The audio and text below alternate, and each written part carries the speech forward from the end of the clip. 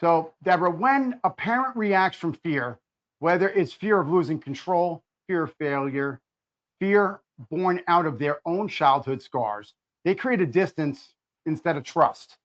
So, Deborah, how does a parent retrain themselves in the very heat of a trigger to pause and breathe and lead from love instead of nonsense violence?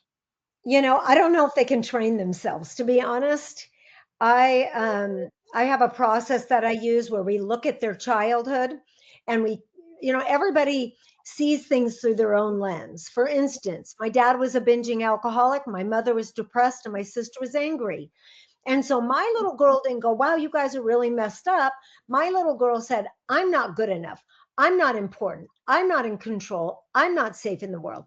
So if I don't know that, I will project that onto my kids.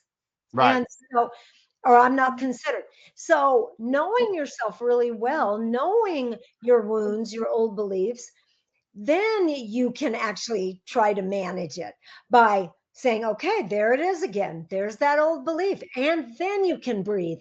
But if you don't know it, you'll get hijacked by that part I call the ego that Right. is ready to come in and save the day from what they see as a fearful situation, which is Right. this their kids acting out, right? It's funny. What you say really is impactful because it's almost like any kind of addiction or whatever. You have to admit that there's something going on. You have to admit I have a problem or there Right. is something. Because if you don't admit that something has occurred or it is currently happening, Yeah. you're never going to move forward. So you really hit the nail on the head with that one. I really. Do you find that it really is effective? And it's, I mean, are they receptive to you having them? Yeah. Definitely. I think sometimes parents more than not call me and say, "Oh, I need to fix my teen."